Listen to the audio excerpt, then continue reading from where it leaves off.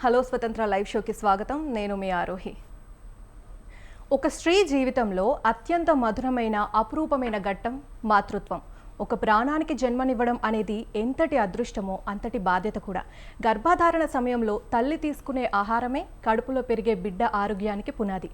అయితే ఈ రోజుల్లో గర్భిణీ స్త్రీలు ఎలాంటి ఆహారం తినాలి, ఏవి తినకూడదు, ఏ నెలల్లో ఎలాంటి జాగ్రత్తలు తీసుకోవాలి అనే విషయాలపై ఎన్నో అనుమానాలు, అపోహలు ఉన్నాయి. వాటి గురించి వివరించడానికి ప్రముఖ న్యూట్రిషన్ ఎక్స్పర్ట్ డాక్టర్ మధుమతి గారు ఈరోజు మన స్టూడియోకి వచ్చారు. మధుమతి గారితో మాట్లాడి మీ సందేహాలను నివృత్తి చేసుకోవచ్చు. స్క్రీన్పై కనిపిస్తున్న నెంబర్లకి ఇప్పుడే కాల్ చేయండి. లైవ్లో మీ డౌట్స్ని క్లియర్ చేసుకోండి. Ma'am, welcome to the show ma'am. So ఎలా ఉన్నారు? ఫైన్ అమ్మా. మ్యామ్, ఇప్పుడున్న పొల్యూషన్కి, ఈ స్ట్రెస్ లైఫ్కి అందరూ ఇమ్యూనిటీ పెంచుకోవాల్సిన అవసరం చాలా ఉంది. అందులోనూ ప్రెగ్నెంట్ ఉమెన్స్కి న్యూట్రిషన్స్ చాలా అవసరం. సో రెగ్యులర్గా తీసుకునే ఫుడ్కి, ప్రెగ్నెన్సీ టైంలో తీసుకునే ఫుడ్కి ముఖ్యమైన తేడా ఏంటి? మామూలుగా తీసుకునేది కూడా ఎవరైనా సమతుల్య ఆహారమే, బ్యాలెన్స్డ్ డైటే తీసుకోవాలి. కాకపోతే ఏంటంటే ప్రెగ్నెన్సీ అప్పుడు ఎక్స్ట్రా లోపల బేబీ పెరగడం వలన వాళ్ళకి కూడా తల్లియే తీసుకోవాలి, తల్లి ద్వారానే వెళ్తుంది కాబట్టి. So extra any recommended allowances, daily recommended allowances అంటాము, ఒక ప్రతి న్యూట్రియంట్గా ఎంత తీసుకోవాలనేది మామూలు వాళ్ళకంటే వీళ్ళు ఎక్స్ట్రా తీసుకోవాల్సి ఉంటుంది.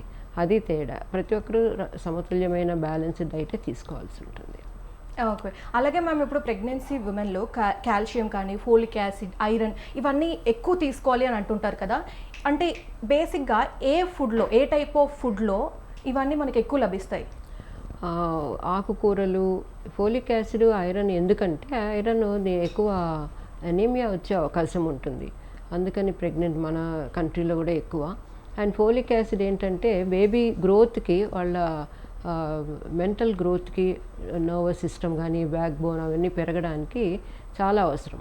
సో ఆ ఫోలిక్ యాసిడ్ అందుకనే మనకి కావాల్సిన ఎలివెన్సెస్ కంటే అన్ని డబల్ తీసుకోవాలన్నమాట. అండ్ కాల్షియం కూడా బోన్ స్ట్రెంగ్త్కి, మదర్కి యాజ్ వెల్ యాజ్ పిల్లలకి, బేబీకి కూడా కావాలి. అవి ఎక్కడ ఉంటాయంటే వీళ్ళు ఆకుకూరలు, పళ్ళు అండ్ డేట్స్, నట్స్ ఇవన్నీ తీసుకోవడంతో వాళ్ళకి ఫోలిక్ యాసిడ్ వస్తుంది. అది కాక ఏంటంటే ఈ టైంలో ఉట్టి ఆహారం ద్వారా తీసుకునేదే కాకుండా సప్లిమెంటేషన్ కూడా అవసరం అవుతుంది. ఎందుకంటే ఆహారంలో వచ్చేది మళ్ళీ ఎసిమిలేట్ అయ్యే కంటే కొన్ని డాక్టర్ సలహా మీద మనం సప్లిమెంటేషన్ కూడా ఇవ్వాల్సి ఉంటుంది. మ్యామ్, ఇప్పుడు ప్రెగ్నెన్సీ ఉమెన్ ప్రెగ్నెంట్ అవ్వగానే ఇద్దరు తీసుకునేంత ఫుడ్ తీసుకోవాలి కంపల్సరీ అంటారు. అంటే మనం రెగ్యులర్గా ఎంత తీసుకున్నా సరే ఎక్స్ట్రా క్వాంటిటీ ఉండాలి అంటారు. బట్ రోజు తినే ఆ ఫుడ్లో అంటే ఎక్స్ట్రా క్యాలరీస్ ఎంతవరకు తీసుకోవచ్చు ప్రెగ్నెన్సీ ఉమెన్? ఫస్ట్ ట్రైమిస్టర్ అంటే త్రైమాసికం ఒక్కొక్క 3 నెలలకి మనం డివైడ్ చేస్తే కనుక, ఫస్ట్ త్రైమాసికంలో వాళ్ళకి ఏంటంటే వికారాలు అవి ఉంటాయి కాబట్టి అప్పుడు కొంచెం వాళ్ళ ఎనర్జీ లూజ్ అవుతుంది, సహించదు, ఫుడ్ కూడా సహించదు. సో అది రికవర్ అవ్వడానికి కానీ ఆ తర్వాత 4 నుంచి 6 నెలలకి, 6 నుంచి 9 నెలల వరకు టోటల్గా వాళ్ళు ఒక 300 నుంచి 350 కిలో క్యాలరీస్ ఎక్స్ట్రా తీసుకోవాల్సి ఉంటుంది. సపోజ్ వాళ్ళు రెగ్యులర్గా ఇవన్నీ కూడా వాళ్ళ ఫిజికల్ యాక్టివిటీని బట్టి, వాళ్ళ ఫిజిక్ ఎలా ఉంది, వాళ్ళ ఎత్తు, బరువు, దాన్ని బట్టి మనం నిర్ణయించుకోవాలి. అది ఒక 15 నుంచి 1900 కిలో క్యాలరీస్ అనుకుంటే, సో ఈ డ్యూరింగ్ ప్రెగ్నెన్సీ వాళ్ళు ఒక 300 నుంచి 350 క్యాలరీస్ ఎక్స్ట్రా తీసుకోవాల్సి ఉంటుంది. ఈ ప్రెగ్నెన్సీ టైంలో ఫస్ట్ 3 మంత్స్ ఏది ఉంటుందో అది మార్నింగ్ సిక్నెస్ ఎక్కువగా ఉంటుంది వాళ్ళలో. సో అంటే వాంటింగ్ సెన్సేషన్స్ కానివ్వండి, ఏది తినాలనిపించదు సరిగ్గా. సో అలాంటి టైంలో ఈ పోషకాలన్నిటిని కూడా ఎలా బ్యాలెన్స్ చేసుకోవాలి మేము వాళ్ళు? ఫస్ట్ 3 నెలలకి ఎక్కువగా ఏమీ అప్పుడే తీసుకొని అవసరం లేదు, ఎందుకంటే వాళ్ళు తినలేరు, వికారం ఉండడం వలన ఫుడ్ పరంగా తీసుకోలేరు. సో ఎప్పుడైతే వాళ్ళకి ఆ వికారం కానీ వామిటింగ్స్ లేదో అప్పుడు వాళ్ళు కొంచెం ఉట్టి ఎనర్జీ ఫుడ్ కాకుండా పోషక విలువలు ఎక్కువ ఉన్న ఫుడ్ తీసుకోవడం మంచిది. సో వాళ్ళకి అందుకనే నిమ్మకాయ కానీ, మామిడికాయ అలాంటివి తీసుకోవడం వలన ఎపిటైజర్గా పనికొస్తుంది. అప్పుడు ఆ టైంలో వాళ్ళు ఎక్స్ట్రా ఫుడ్ తీసుకోవాల్సి ఉంటుంది. అయితే ఆ ఫస్ట్ 3 నెలలు చాలా ఇంపార్టెంట్, ఎందుకంటే బేబీ ఆర్గాన్స్ ఫామ్ అవుతూ ఉంటాయి. సో అప్పుడు ప్రాపర్గా ఫామ్ అవ్వకపోతే కనుక అది ఇంకా లైఫ్ లాంగ్ వాళ్ళు బాధపడాలి. ఎందుకంటే ఈ పుట్టుకతో వచ్చిన డిఫార్మిటీస్ని మనం రెక్టిఫై చేయడం కష్టం. కాబట్టి అప్పుడు తీసుకోవాలి, కానీ వాళ్ళని ఫోర్స్ చేయలేము అప్పుడు. సో ఏదైతే ఉందో ఎనర్జీ వాళ్ళకి ఇచ్చేది ఫ్రెష్ పోషకాలు ఉన్నవి తీసుకోవాలి. అప్పుడే ఈ ఫోలిక్ యాసిడ్, ఐరన్ కూడా సప్లిమెంటేషన్ స్టార్ట్ చేయొచ్చు డాక్టర్ని అడిగి. తర్వాత నెలల్లో వాళ్ళు దాన్ని కవర్ చేసుకోగలుగుతారు. అలాగే ఈ 4th వీక్ నుంచి 6th వీక్ అంటే 4 నుంచి 6వ నెల వచ్చేసరికి బిడ్డ ఎదుగుదల మీరు చెప్పినట్టు చాలా వేగంగా ఉంటుంది. ఆ ముందు 3 months మనం చాలా కేర్ఫుల్గా ఉన్నప్పటికీ. సో ఈ పర్టిక్యులర్ టైంలో డైట్ విషయంలో ఎలాంటి మార్పులు చేయాలి? ఇక్కడే మనకి ఎక్కువ వాళ్ళకి వికారాలు అవి తగ్గుతాయి కాబట్టి వాళ్ళు తీసుకోగలుగుతారు. సో గ్రాడ్యువల్గా ఫుడ్ క్వాంటిటీ అండ్ క్వాలిటీని మనం ఇక్కడ పెంచాల్సి ఉంటుంది. సో అన్ని సమతుల్యమైన ఆహారం తీసుకుంటూ ఎడిషనల్గా కూడా మనం రికమెండెడ్ ఎలిమెంట్స్ని పెంచుకుంటూ పోవాలి. అంటే suppose iron, folic acid, calcium వాళ్ళకి ఎంత కావాలో దానికి ఆల్మోస్ట్ డబుల్ క్వాంటిటీ ఆ టైంలో ఇవ్వాల్సి ఉంటుంది. ఎందుకంటే ఈమె తల్లి ఆరోగ్యంతో పాటు బిడ్డకు కూడా పోషకాలన్నీ దాని నుంచే వస్తాయి. కాబట్టి ఆమె ఆరోగ్యం చూసుకుంటూ ఇంకోటి ఏంటి, ఆ తర్వాత విషయం కూడా ఒక డెలివరీ బాగా నార్మల్ డెలివరీ అవ్వాలి, తర్వాత పాలిచ్చే టైంలో కూడా ఆవిడకి శక్తి ఉండాలి, తర్వాత తన పిల్లని తనే చూసుకోవాలి, ఆ ఎనర్జీ కూడా ఉండాలి. కాబట్టి ఇవన్నీ కూడా దృష్టిలో పెట్టుకుని తను ముందు బలంగా ఉండాలి. సపోజ్ ఆ టైంలో కనుక ఆవిడ డైటింగ్ అని అలాంటివి ఆహారాలు తగ్గించేసింది అనుకో, అప్పుడు బిడ్డ మొత్తం తల్లి నుంచి తీసేసుకుంటుంది, తల్లి బలహీనం అవుతుంది. కాబట్టి చెప్పిన ప్రకారంగా డబుల్ ద క్వాంటిటీస్ ఏమేమి చెప్పారో రికమెండెడ్ ఎలిమెంట్స్ అది ఆమె తీసుకోవడమే ఎప్పుడు మంచిది. మేడం, మీరు చెప్పినట్టు డైట్ అని అన్నారు కదా.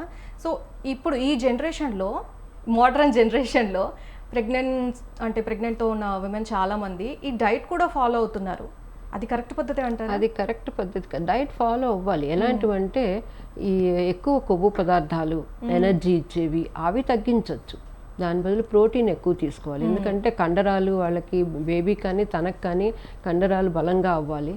ఆ తర్వాత విటమిన్లు, మినరల్స్ అవి కావాలి. వాటి విధంగా ఆమె డైటింగ్ చేయాలి. కానీ మొత్తం క్రాష్ డైట్ అని డైట్ తగ్గించి బరువు పెరగచ్చు. వాళ్ళ అభిప్రాయం కరెక్టే. ఎందుకంటే తల్లి బరువు పెరగకూడదు. 10 నుంచి వాళ్ళు ఒక 13 kilos పెరుగుతారు మామూలుగా ప్రెగ్నెన్సీ అప్పుడు. అది లోపల బేబీ బరువు పెరగాలి కానీ తల్లి బరువు పెరగకూడదు. సో అందుకని డైట్ చేయడం అనేది తప్పు. దాని బదులు వాళ్ళు ఎక్సర్సైజెస్, వాక్ చేయడం, ప్రెగ్నెన్సీ ఎక్సర్సైజెస్ కూడా ఉంటాయి కదా, అలాంటివి చేసుకోవడం వలన వాళ్ళ బరువు పెరగకుండా బేబీ బరువు మాత్రమే పెరిగేలాగా చూసుకోవాలి. అలాగే మ్యామ్, ఇప్పుడు కుంకుమ పువ్వు అనే ఒక కాన్సెప్ట్ ఉంది మన దగ్గర. అంటే అది పాలల్లో వేసుకొని తాగితే పిల్లలు చాలా తెల్లగా అందంగా పుడతారు అని నమ్ముతూ ఉంటారు. సో దీని వెనుక ఏదైనా సైంటిఫిక్ రీజన్ ఉందా మ్యామ్? సైంటిఫిక్గా పిల్లలు తెల్లగా పుడతారని అయితే ఎక్కడ అది ప్రూవ్ అవ్వలేదు.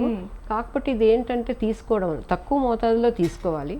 అది ఒక స్ట్రెస్ లెవెల్స్ని తగ్గిస్తుంది, బాగా నిద్ర పట్టేటట్టు చేస్తుంది.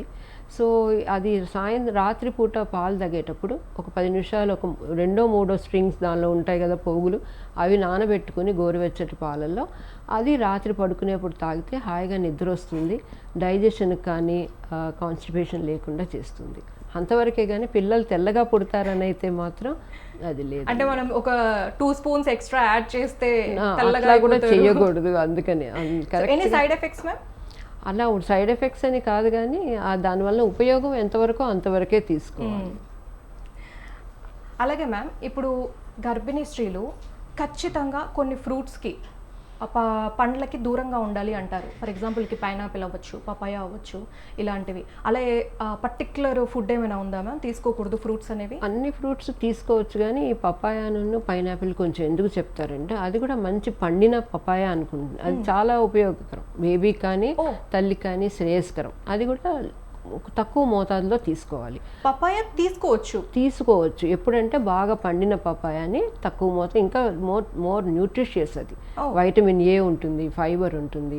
కాకపోతే సరిగ్గా పండనిది కానీ అలా పచ్చివి తీసుకుంటే ఈ రెండు మజిల్స్ మీద, యూట్రస్ మజిల్స్ మీద అది ఇది చేసి కంట్రాక్ట్ అయ్యి, సో అలాంటప్పుడు అబార్షన్ కానీ ఇంకా ప్రిమెచ్యూర్ డెలివరీ అవ్వడం కానీ అవుతుందన్నమాట. అందుకని ఎక్కువ తీసుకోవద్దని చెప్తారు.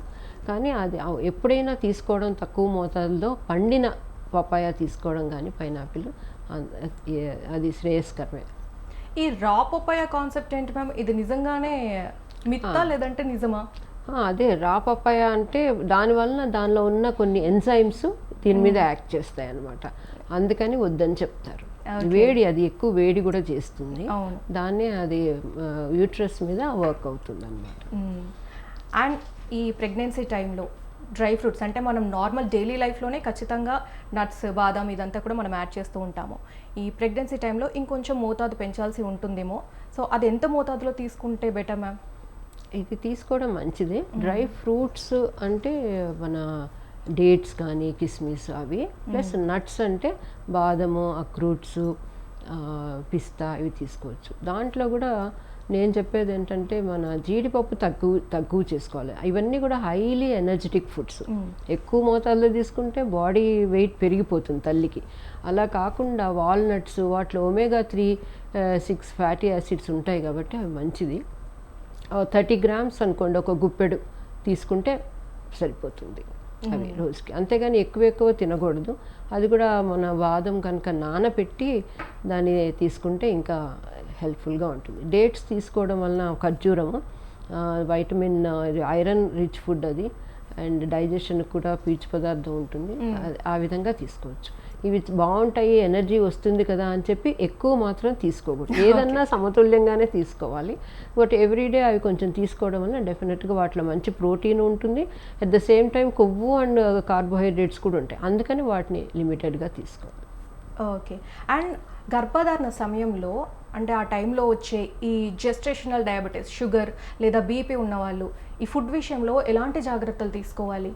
ఇది ఒక్కొక్కళ్ళకి జెనెటిక్గా ఉంటే కనుక హెరిడిటరీగా ఈ జెస్టేషనల్ ఈ ప్రెగ్నెన్సీ ఎప్పుడు వచ్చే డయాబెటీస్ని మాత్రమే జెస్టేషనల్ డయాబెటీస్ అంటారు. ఈ డయాబెటీస్ వాళ్ళకి తర్వాత పోతుంది మళ్ళీ, కానీ ఈ టైంలో వాళ్ళు వెయిట్ ఒకటి మెయింటైన్ చేసుకోవాలి.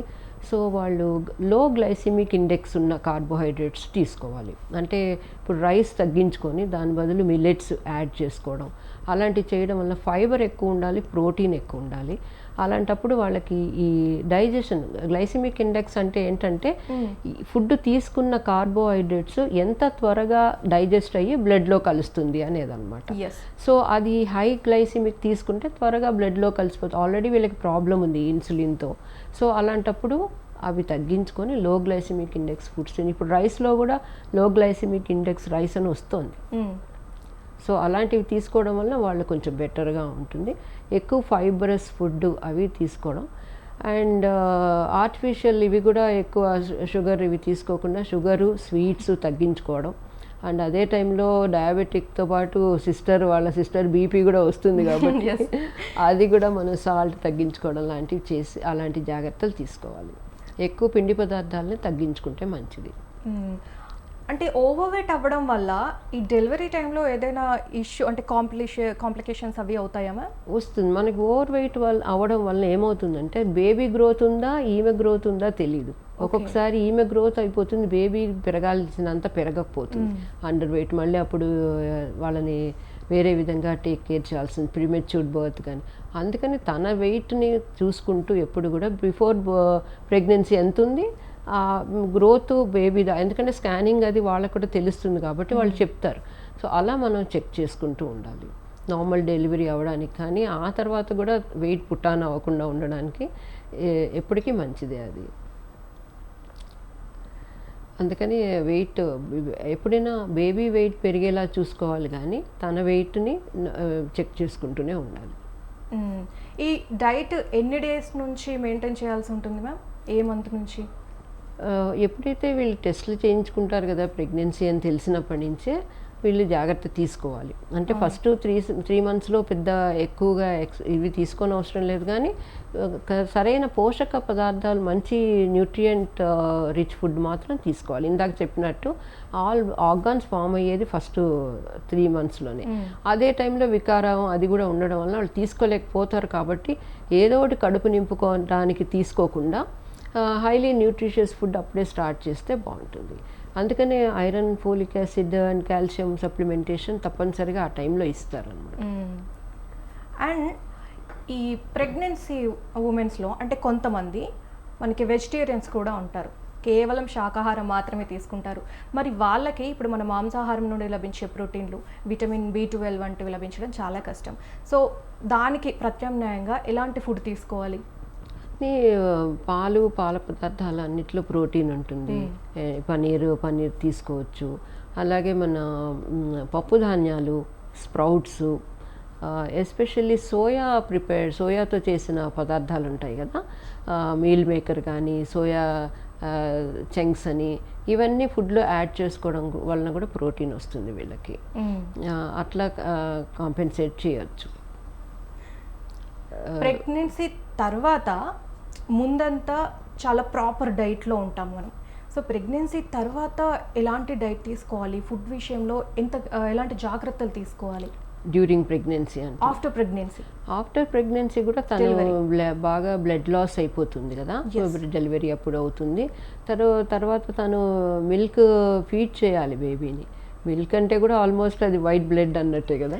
సో అప్పుడు కూడా ఆమె ఇంతే జాగ్రత్తలు తీసుకోవాలి. అడిషనల్గా రికమెండెడ్ ఎలివెన్సెస్ మన ఐసీఎంఆర్ వాళ్ళు పెట్టిన దాంట్లో, నార్మల్ ఉమెన్కి పెట్టిన దానికి అడిషనల్గా ప్రెగ్నెన్సీ అప్పుడు ఉంటుంది, లాక్టేషన్ అప్పుడు కూడా అడిషనల్గా న్యూట్రియంట్స్ ఉంటాయి. ఇంత జాగ్రత్తను తీసుకోవాలి. ఎందుకంటే అప్పుడు తర్వాత కూడా తన బేబీకి ఇమ్యూనైజేషన్ ఇమ్యూనిటీ పెరగడానికి కూడా తల్లి నుంచి వచ్చే పాల నుంచే వస్తాయి అన్నమాట. సో అప్పుడు కూడా ఆమె అంతే జాగ్రత్తలు తీసుకోవాలి. ఇంకా పర్సనల్ హైజీన్ ఒకటి తీసుకోవాలి తను బేబీని కేర్ తీసుకోవడానికి. సో అది వేరే మళ్ళీ బ్రెస్ట్ ఫీడింగ్కి పాలు పెరగడానికి కావాల్సిన పదార్థాలు అవి కూడా అడిషనల్గా తీసుకోవాల్సి ఉంటుంది. అండ్ మ్యామ్, ఇప్పుడు చాలామందికి ప్రెగ్నెన్సీ టైంలో ఈ పులుపు, పచ్చళ్ళు అంటే క్రేవింగ్స్ తినాలనిపించడం చాలా సాధారణమైన విషయం. కానీ ఆ డైట్లో ఉప్పు ఎక్కువగా ఉంటుంది. సో దానివల్ల ఈ కాళ్ళవాపులు, బీపీ వచ్చే అవకాశం ఏమైనా ఉందా? ఎంత పరిమితిలో తీసుకోవచ్చు?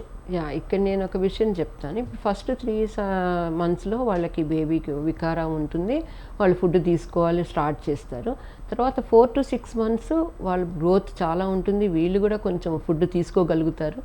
లాస్ట్ మనకి 6 to 9 months ఏమవుతుందంటే ఫుల్ బేబీ గ్రోత్ అయిపోతుంది.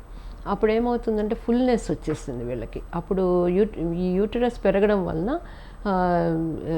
ఈ స్టమక్ మీద కూడా ప్రెషర్ పడుతుంది. సో వాళ్ళు ఒకేసారి ఎక్కువ ఫుడ్ తీసుకోలేకపోతారు. అందుకని అప్పుడు ఏం చేయాలంటే కొంచెం ఎక్కువసార్లు తీసుకోవాల్సి ఉంటుంది.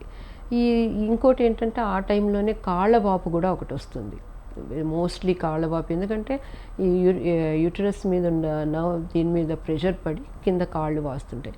అలాంటప్పుడు సాల్ట్ ఒకటి తగ్గించుకోవాలి, బాగా వాటర్ అది తీసుకోవాలి, ప్రోటీన్ తీసుకోవాలి. ఈ టైంలో గనక ఈ పచ్చళ్ళు కానీ. మనతో పాటు కాలర్ రెడీగా ఉన్నారు, ఒకసారి కాలర్ రాధిక గారితో మాట్లాడదాం మనం. హలో హలో హలో రాధిక గారు, నమస్తే అండి. అవునండి, నా పేరు రాధిక అండి.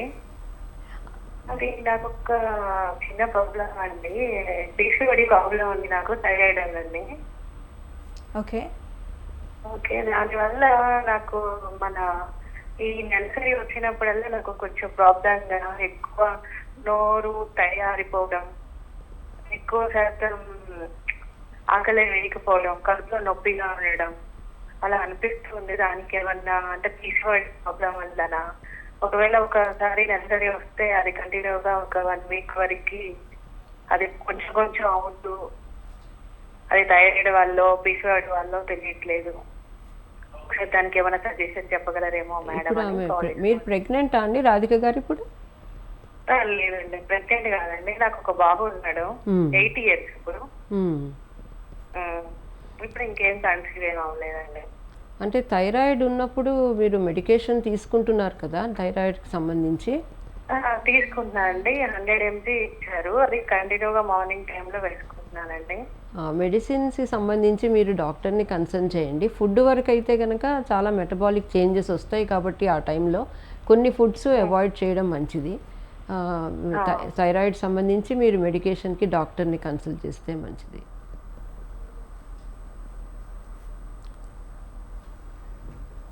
మ్యామ్, ఇప్పుడు ఇందాక మనం మాట్లాడుకున్నట్టు క్రేవింగ్స్ గురించి, అలాగే జంక్ ఫుడ్ క్రేవింగ్స్ కూడా చాలా ఎక్కువగా వస్తాయి ఆ టైంలో. ఈ పిజ్జాలు, బర్గర్లు, నూడిల్స్, బేకరీ ఐటమ్స్, ఇలా ఫుడ్ తీసుకోవాలనే కోరికలు ఎక్కువగా ఉంటాయి. బట్ ఇలాంటి జంక్ ఫుడ్ను పూర్తిగా మానేయాలా? క్రేవింగ్స్ ఉంటాయి కాబట్టి, లేదంటే అప్పుడప్పుడు తీసుకోవచ్చా? తీసుకోవచ్చు. ఇందాక కూడా నేను ఈ పికిల్స్ గురించి చెప్తూ ఆపేశాను. అవును. సాల్ట్ కాళ్ళు వాపు ఉంటుంది కాబట్టి సాల్ట్ తగ్గించుకోవాలి. కాబట్టి పికిల్స్ కానీ ప్యాకేజ్డ్ ఫుడ్స్ కానీ తగ్గించుకోవడం better.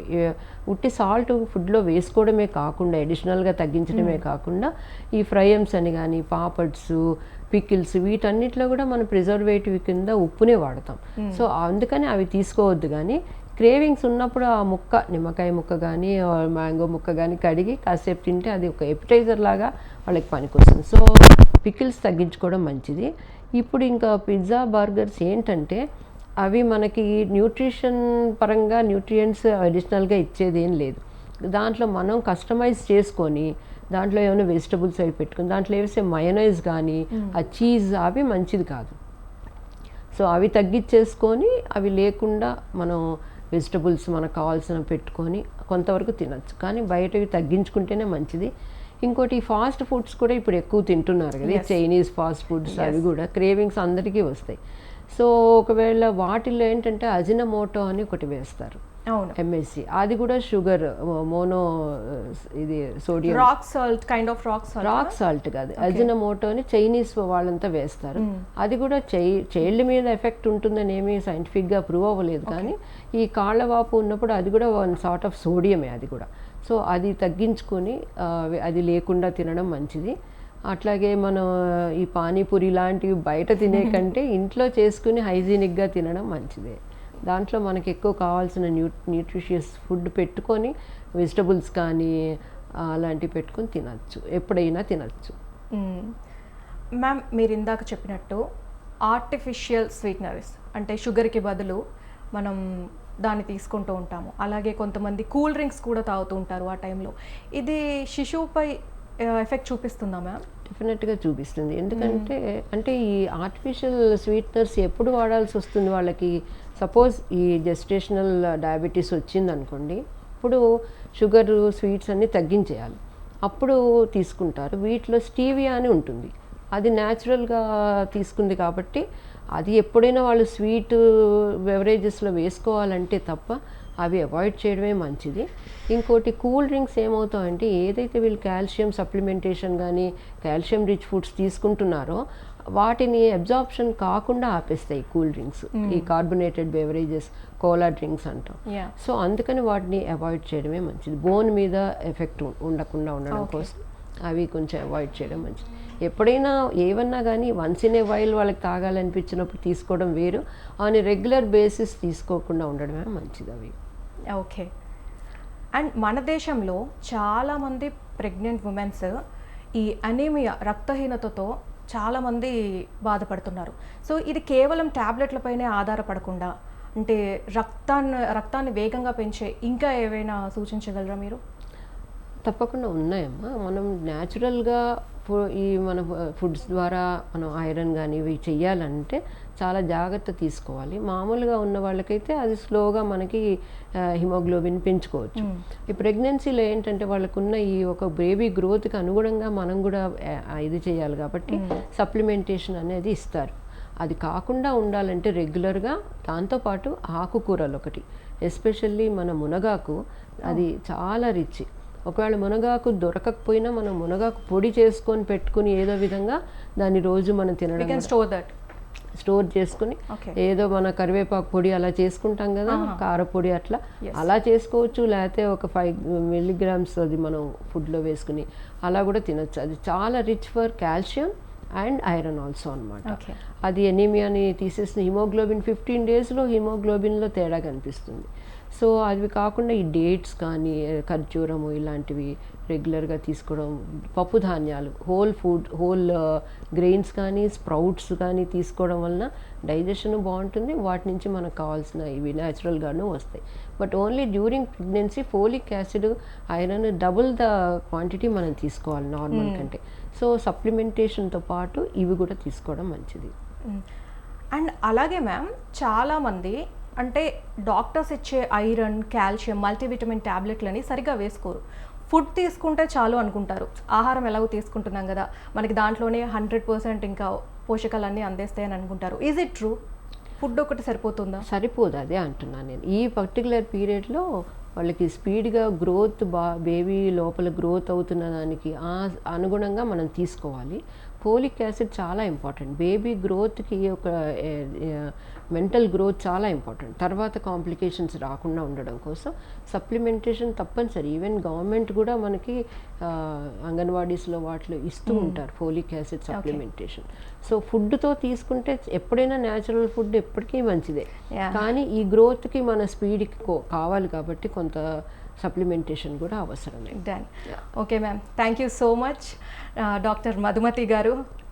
Thanks for your valuable time ma'am. So గర్భిణీ స్త్రీల న్యూట్రిషన్ గురించి వారు ఎలాంటి సమతుల్య ఆహారం తీసుకోవాలో చాలా చక్కగా వివరించారు మేడం. ముఖ్యంగా ప్రేక్షకుల్లో ఉండే ఎన్నో సందేహాలకు ఓపికగా సమాధానాలు ఇచ్చి వారిలో ఉన్న అపోహాలను తొలగించినందుకు మా స్వతంత్ర టీం తరపున మీకు ప్రత్యేక కృతజ్ఞతలు మ్యామ్. చూశారు కదండి, గర్భధారణ సమయంలో సరైన పోషకాహారం తీసుకోవడం ఎంత అవసరమో డాక్టర్ గారు చాలా బాగా వివరించారు. ఆరోగ్యకరమైన ఆహారంతో పాటు మానసిక ప్రశాంతత, తగినంత నిద్ర కూడా చాలా ముఖ్యం. డాక్టర్ మధుమతి గారు చెప్పిన టిప్స్ పాటించి ఆరోగ్యకరమైన మాతృత్వాన్ని ఆస్వాదించండి. మరో ఆసక్తికరమైన టాపిక్తో మళ్ళీ కలుద్దాం. అంతవరకు చూస్తూనే ఉండండి స్వతంత్ర లైవ్ షో.